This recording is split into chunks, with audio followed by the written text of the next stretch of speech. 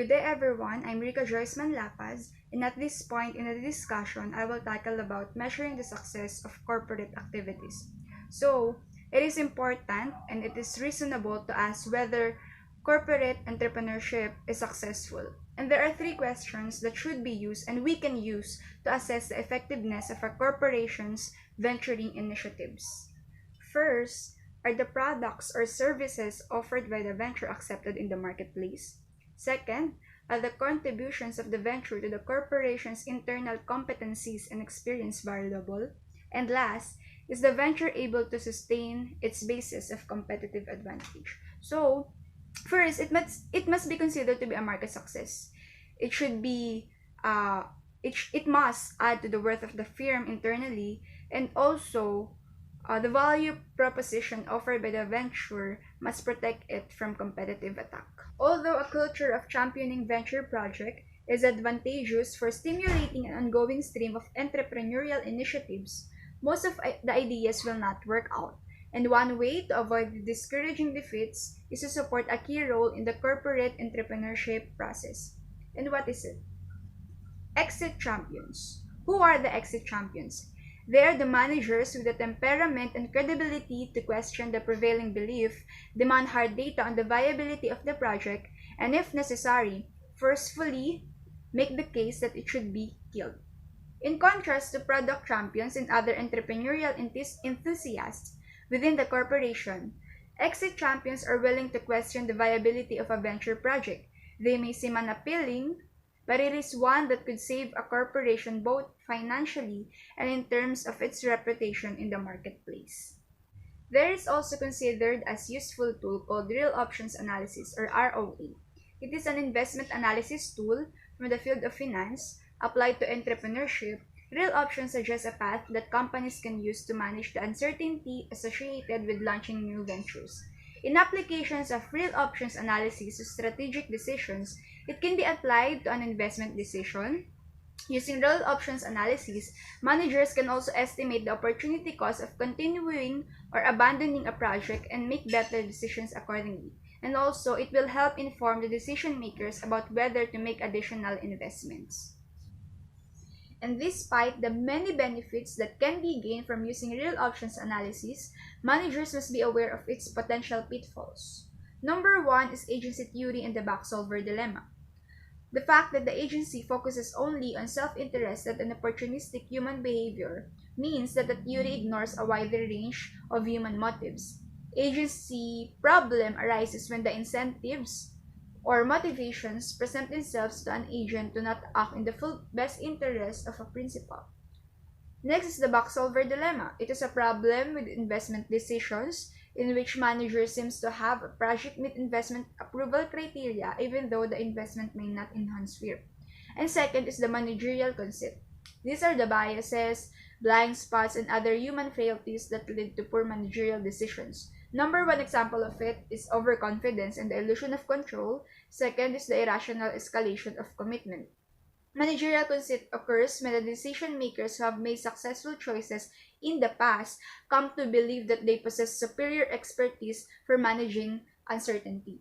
They believe that their abilities can reduce the risk inherent in decision making to a much greater extent than they actually can. Employing the real options perspective can encourage decision makers toward a bias for action. So next is the entrepreneurial orientation. Entrepreneurial orientation refers to the strategy-making practices that businesses use to identifying and launching corporate ventures. It represents a frame of mind and a perspective toward entrepreneurship that is reflected in a firm's ongoing processes and corporate culture. An EO or entrepreneurial orientation has 5 dimensions that pervade the decision-making styles and practices of the firm's members. The 5 dimensions of EO are autonomy, innovativeness, proactiveness, competitiveness, or rather competitive aggressiveness, and risk-taking. Number one is autonomy. It is an independent action by an individual or team aimed at bringing forth a business concept or vision and carrying it through to completion. There are 2 common techniques firms can use to promote autonomy. First, that they can create independent work groups, and also they can create organizational structures to foster creativity and flexibility. Second is innovativeness. It is a willingness to produce novelty. It involves creativity and experimentation that result in new products, new services, or improved technological processes. Innovativeness can be a source of great progress and strong corporate growth, but it also involves major risk because investments in innovations may not pay off.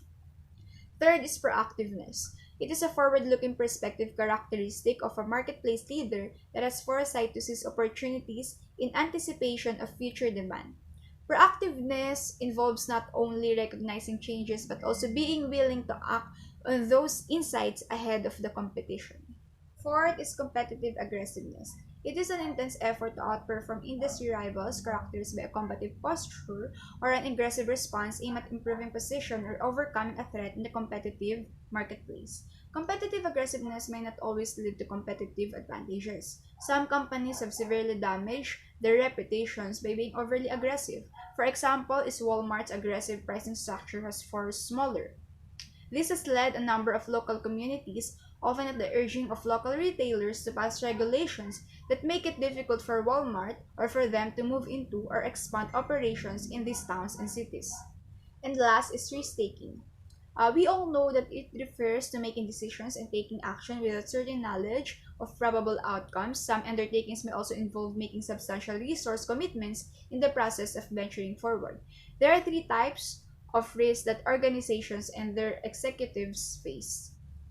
First is business risk taking. This is the risk associated with entering untested markets or committing to unproven technologies. It involves venturing into the unknown without knowing the probability of success. And last, or second to the last, is financial risk taking. It requires that the company borrow heavily or commit a large portion of its resources in order to grow. In this context, risk is used to refer to the risk-return trade-off that is familiar in financial analysis. Third and last is personal risk taking. It refers to the risk that an executive assumes in taking a stand in favor of a strategic course of action. Executives who take such risk stand to influence the course of their whole company, and their decisions also can have significant implications for their careers. Risk taking is a good place to close this chapter on corporate entrepreneurship. Companies that choose to grow through internal corporate venturing must remember that entrepreneurship always involves embracing what is new and uncertain. That's all for my report. Thank you for listening.